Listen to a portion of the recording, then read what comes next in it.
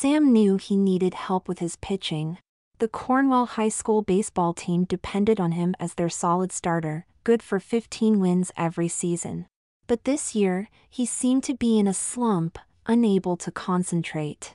The tall, lanky blonde hadn't won a game all season, and had been unable to pitch more than 4 innings in any game before the manager pulled him out of the game. Sam's girlfriend Carol had read about a therapist who was using hypnosis to aid slumping sports stars, and she urged him to make an appointment with Dr. Roberts. He had pushed it aside, but finally mentioned the idea to his manager, who said, "What the hell, Sam? Give it a try, it sure couldn't hurt, could it?" So now Sam sat in Dr. Roberts' waiting room. He was surprised by the nature of her other patients. He didn't see a single other guy in the place. He recognized the college's top women's basketball forward and the local woman tennis pro, but there were no male athletes and no men of any other kind either. The whole situation only added to his nervousness. "Sam?" The doctor's receptionist, a pert brunette in a tight miniskirt, motioned him to the door. "Dr. Roberts is ready for you." Sam entered the therapist's sanctum sanctorum. It was a richly appointed room, with dark walls, the depth of the darkness accented by drawn curtains and the black furniture. The one spot of light seemed to be a small lamp on the doctor's desk. There was a high-backed swivel chair behind the desk, turned to the windows, so that Sam could not see its occupant. Suddenly, the chair turned and Sam was stunned by his first sight of the therapist. "Hello, Sam, I'm Dr. Roberts." She was a glamorous auburn-haired beauty, her hair falling to her shoulders in gentle waves. She wore a conservative power suit, though it was carefully tailored to her lush body. He'd had no idea that his therapist would be female. "Please have a seat," she said, indicating a black leather recliner. Sam sat and the chair immediately adjusted to a half-reclining position, his head on a level with the lamp on the desk. "That's very good, Sam," Dr. Roberts continued. "Just relax and look at the light. The light is very relaxing, isn't it? All you can see is the light, all you can hear is my voice." Sam realized she was hypnotizing him, but it didn't really concern him after all. That's what he had come here for.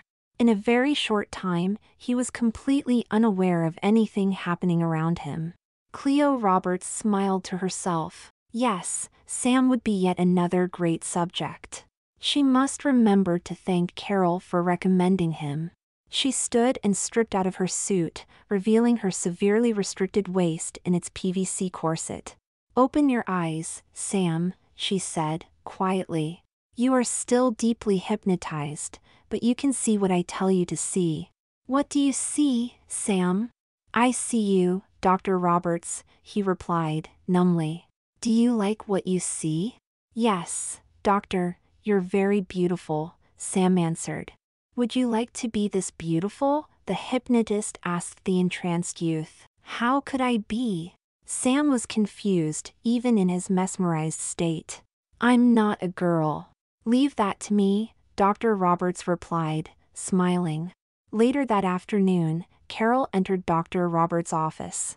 The receptionist grinned and waved her into the inner room.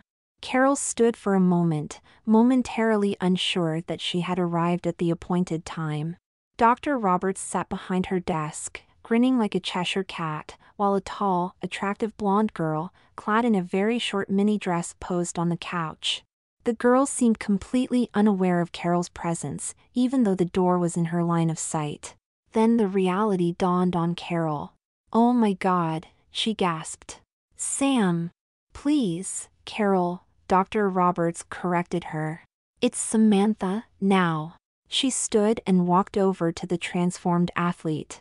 "Right now, she can see only what I tell her to see and hear only my voice, and only when it's directed to her. I've convinced Samantha that she's a high school co-ed, a beautiful lesbian in love with you, my dear," the doctor continued. "I was about to bring the Sam personality back to consciousness, and make him aware of the changes we have forced upon him. I'll also give you a trigger phrase that will allow you to switch Sam and Samantha whenever you wish." "Wonderful, Dr. Roberts!" Carol exclaimed. One warning, however, the hypnotist advised.